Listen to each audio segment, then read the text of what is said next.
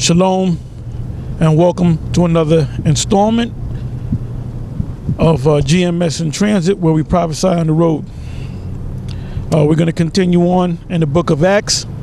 We have 2 chapters left, chapter 27, chapter 28, and then we're going to go right into the book of Romans. So with that, I'm going to pass it to the elders. Acts chapter 27 verse 1. And when it was determined that they should sail into Italy, they delivered Paul and certain other prisoners unto one named Julius, a centurion of Augustus' band. And entering into a ship of Arimatheum, we launched, meaning to sail by the coast of Asia. One Aristarchus, a Macedonian of Thessalonica, being with us. And the next day we touched at Sidon. And Julius courteously entreated Paul and gave him liberty to go unto his friends to refresh himself. And when we had launched from thence, we sailed under Cyprus, because the winds were contrary. And when we had sailed over the sea of Cilicia and Pamphylia, we came to Myra, a city of Lycia. And there the centurion found a ship of Alexandria sailing into Italy, and he put us therein. And when we had sailed slowly many days, and scarce were come over against Sidus, the wind not suffering us, we sailed under Crete over against Salmon, and hardly passing it, came unto a place which is called the Fair Haven, nigh whereunto was the city of Lycia. Now when much time was spent, and when sailing was now dangerous, because the fast was now already past, Paul admonished them and said unto them, Sirs, I perceive that this voyage will be with hurt and much damage, not only of the lading and ship, but also of our lives. Nevertheless, the centurion believed the master and the owner of the ship more than those things which were spoken by Paul. And because the haven was not commodious to winter in, the more part advised to depart thence also, if by any means they might attain to Phoenix, and there to winter, which is an haven of Crete, and lieth toward the southwest and northwest. And when the south wind blew softly, supposing that they had obtained their purpose, loosing thence, they sailed close by Crete. But not long after there arose against it a tempestuous wind called Euroclydon. And when the ship was caught and could not bear up into the wind, we let her drive, and running under a certain island which is called Clauda, we had much work to come by the boat, which when they had taken up, they used helps undergirding the ship, and fearing lest they should fall into the quicksand, strake sail, and so were driven. And we being exceedingly tossed with a tempest, the next day they lightened the ship. And the third day we cast out with our own hand the tackling of the ship. And when neither sun nor stars in many days appeared, and no small tempest lay on us, all hope that we should be saved was then taken away.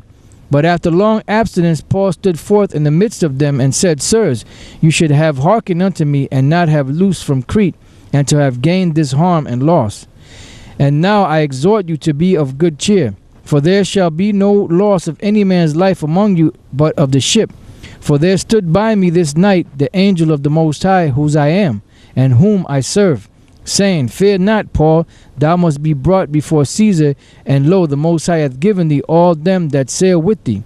Therefore, sirs, be of good cheer, for I believe the Most High that it shall be even as it was told me. Howbeit we must be cast upon a certain island.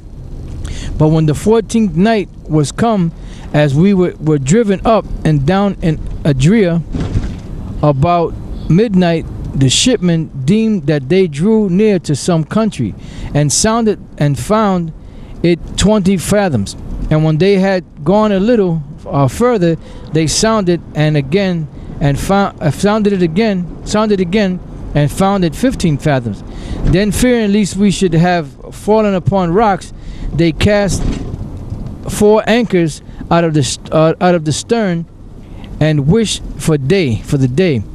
And as the shipmen were about to flee out of the ship, when they had let down the boat into the sea under color as they would have cast anchor out of the foreship, Paul said to the centurion and to the soldiers, except these abide in the ship, you cannot be saved.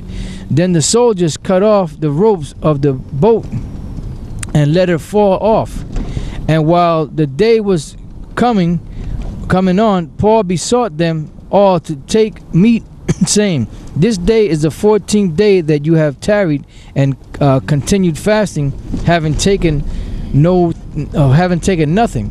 Wherefore I pray you to take some meat, for this is for your health, for there shall not an hair fall from the head of any of you. And when he had thus spoken, he took bread and gave thanks to the Most High in presence of them all. And when he had broken it, he began to eat. Then were they all of good cheer, and they all also took some meat. And we were all in the ship 260 souls.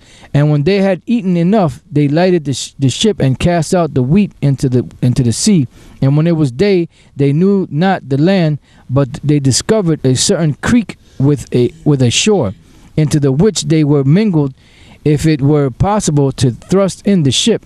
And when they had taken up the anchors and committed themselves unto the sea, and loosed the rudder bands, and hoised up the mainsail to the wind, and made toward shore, and falling into a place where 2 seas met, they ran the ship aground, and the forepart struck fast and remained unmovable, but the hinder part was broken with the violence of the waves. And the soldiers' counsel was to kill the prisoners, lest any of them should swim out and escape. But the centurion, willing to save Paul, kept them from their purpose, and commanded that they which could swim should cast themselves first into the sea and get to land, and the rest some on boards and some on broken pieces of the ship. And so it came to pass that they escaped all safe to land. Acts 28:1. And when they were escaped, then they knew that the island was called Melita, which is the island of Malta. And the barbarous people showed us no little kindness, for they kindled a fire and received us every one because of the present rain and because of the cold. And when Paul had gathered a bundle of sticks and laid them on the fire, there came a viper out of the heat and fastened on his hand. And when the barbarians saw the venomous beast hang on his hand, they said among themselves, no doubt this man is a murderer, and in whom, though he had escaped the sea, yet vengeance suffereth not to live. And he shook off the beast into the fire and felt no harm. Howbeit they looked when he should have swollen or fallen down dead suddenly, but after they had looked a great while and saw no harm come to him, they changed their mind and said that he was a god. Now that was part of the prophecy Yahushua said that, you shall, if anything, let me get it real quick. There's a book of Mark, the 16th chapter. That's part of the prophecies of the apostles of the Lord, when they would get stung or bit or anything like that, or drink any poisonous thing, they wouldn't die. This is Mark chapter 16, verse 15. And he said unto them, Go ye into all the world, and preach the gospel to every creature. He that believeth and is baptized shall be saved, but he that believeth not shall be damned. And these signs shall follow them that believe. In my name shall they cast out devils. They shall speak with new tongues. They shall take up serpents. And if they drink any deadly thing, it shall not hurt them. They shall lay hands on the sick, and they shall recover. Now you got these Edomites. Well, a lot of them is Jake that look like Edomites down in the south, deep south, and they do that ritual where they actually get cobras and venomous snakes and have the snakes bite them, and a lot of times they just drop dead. And show you how stupid they were. You know, the Most High tells you in the scriptures, thou shalt not tempt the Lord thy Father.